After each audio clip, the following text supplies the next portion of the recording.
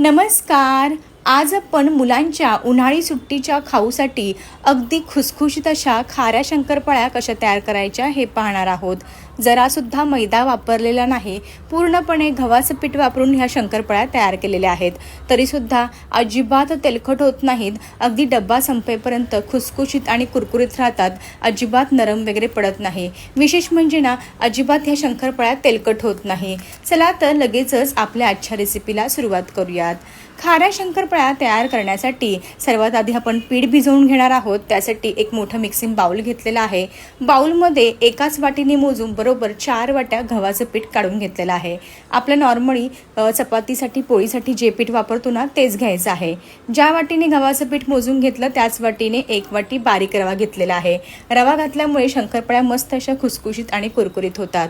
आता 2 चमचे जिरे, 1 चमचा ओवा, काही पांढरे तीळ, काही काळे तीळ, त्यासोबतच एक मोठा चमचा काळी मिरी पावडर आणि चवीनुसार मीठ घातलेलं आहे. तुम्ही ना यामध्ये कसुरी मेथी असते ना ती सुद्धा कुस्करून घालू शकता. त्यामुळे ना अजूनच ह्या शंकरपाळ्या ज्या आहेत ते छान तयार होतात. त्यासोबतच ना एक मोठा चमचा मी धना पावडर सुद्धा घातलेली आहे.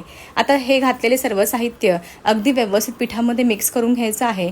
ज्या वाटीने आपण गव्हाचं पीठ आणि रवा मोजून घेतला अगदी त्याच वाटीने मोजून अर्धी वाटी आपल्याला ह्या ठिकाणी तेल घ्यायचं आहे.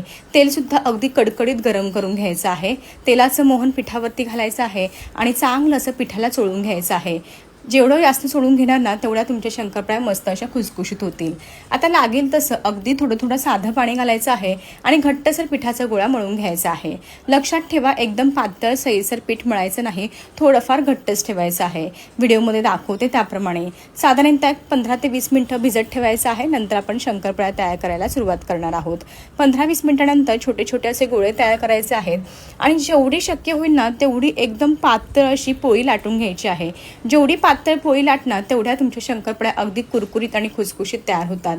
आता फिरकीचा जो काट्याचा चमचा असतो ना तो घेतलेला आहे. त्याने ना मस्त अशा ट्रायंगल शेपमध्ये मी शंकरपाळ्या कट करून घेत आहे.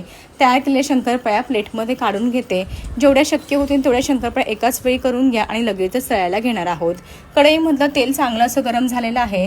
जेवढ्या शंकरपाळ्या तेलामध्ये मावतील ना तेवढ्या शंकरपाळ्या घालायच्या आहेत. आता जर एकमेकांना चिटकलेल्या वाटत असतील ना तरी सुद्धा त्या तळल्यानंतर मस्त अशा सुट्ट्या होतात. हलकासा सोनेरी रंग येईपर्यंत शंकरपाळ्या तळून घेतलेल्या आहेत. चला तर ह्याच पद्धतीने मी उरलेल्या सर्व शंकरपाळ्या तळून घेते. या शंकरपाळ्या बनवायला फार सोप्या आहेत. सर्व साहित्य कोणताही एकाच वाटीने मोजून घ्या. 4 वाटी गव्हाच्या पिठासाठी 1 वाटी बारीक रवा आणि अर्धी वाटी तेल घ्या.